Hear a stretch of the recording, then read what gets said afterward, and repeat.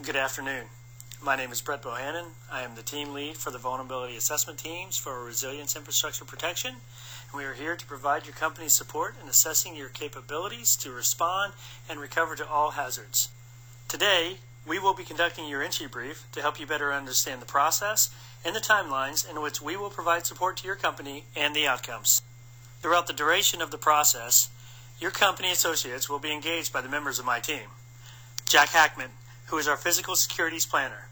He will be working with your associates on the physical aspects of your facilities. This will include areas such as security and the potential vulnerabilities of your utility systems. Jeff Carver, our systems planner. He is our expert on computer technologies and communications. Mike Trumbull will be assisting you in reviewing your continuity plans and providing recommendations to improve those operations. The first 10 years of the 21st century exposed the U.S. government on two critical areas of vulnerabilities to our industry partners. The first was 9/11 and the threat of a terrorist attack. Pre-9/11 and the immediate aftermath, security meant gates, guards, and guns. While that is still a viable node to security, Hurricane Katrina exposed our vulnerabilities to a different threat, natural disasters. We realized that we were no more prepared for a natural disaster as we were with a security threat. This led to Congress directing DHS to establish a voluntary program with private industry to provide recommendations on how to be resilient against all hazards. This process will occur over the next 90 days. Today, my team has conducted an initial quick look assessment. This consists of a basic tour of the facilities and what caught our eye during the walkthrough. We will return in about 30 days to conduct a more in-depth 3-day visit. We will meet with your team leads to discuss operations and their business model. We will then begin writing the report. Approximately 30 days from our site visit, we will come back and give you a closeout brief and provide recommendations. We will then finalize the report and give you a final product at the end of 14 days from that. When we come to your facility, we follow a very in-depth checklist that walks our team through every possible question that could be asked when assessing a facility. We identify significant assets in the areas around the facility, things like critical infrastructure such as power stations and water facilities. We review what your relationships are with first responders in your communities. Our philosophy is they shouldn't wait until a crisis to exchange business cards. What are the consequences to the community if your facility were to become inoperable? Is there a redundant capability available to fill that gap until you become operational again? What impacts do natural hazards bring? Not just hurricanes and tornadoes, but other types of storms. What's your security profile? Are you the primary owner of security, or is it provided through a third party? What's that relationship like? We look at your entry controls to understand who has access. The questions we ask are not focused on if you get compromised, but how quickly can you recover?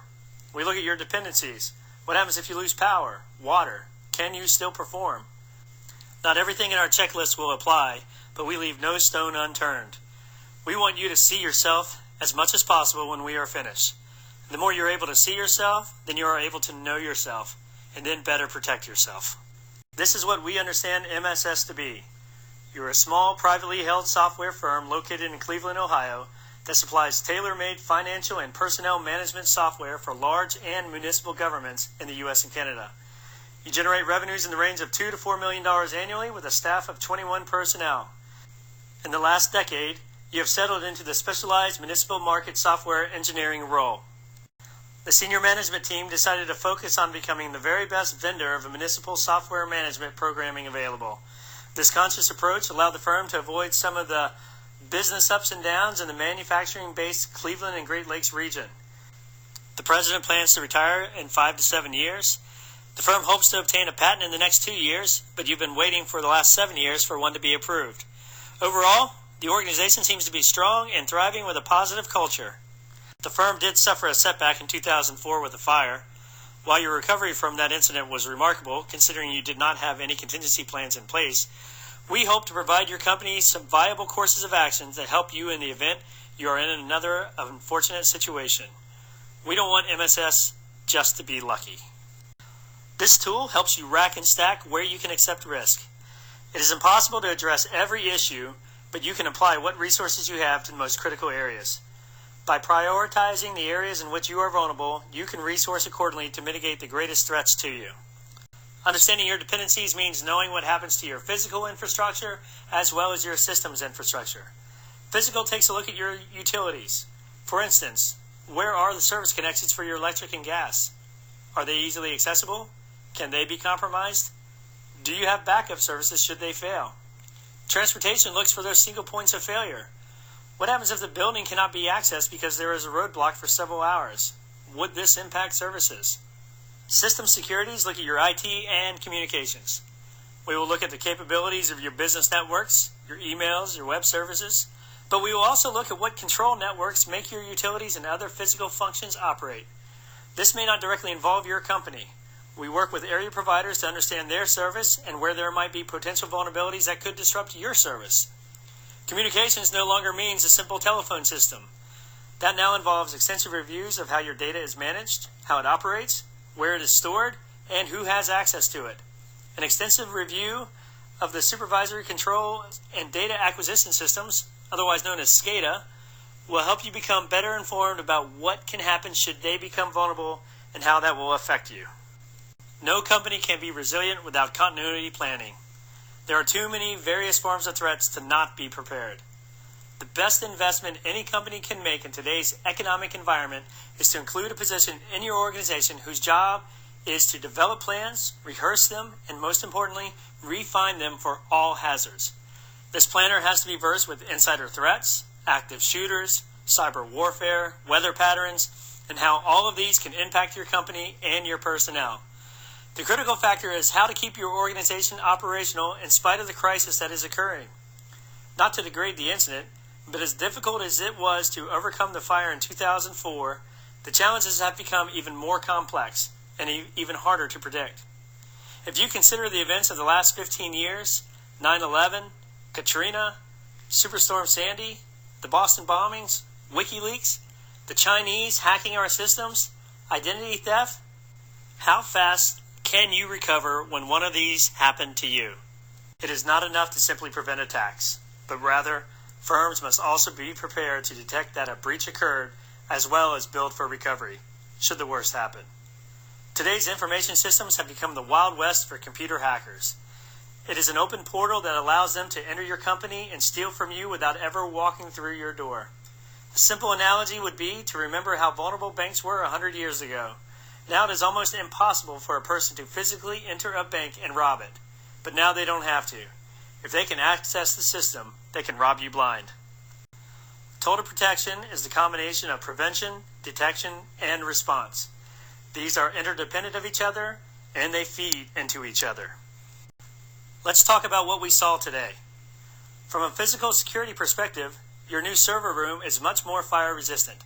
Better spacing, temperature sensors, and special fans installed to prevent overheating the systems. From a systems perspective, your new single-purpose servers will make your operations more sustainable.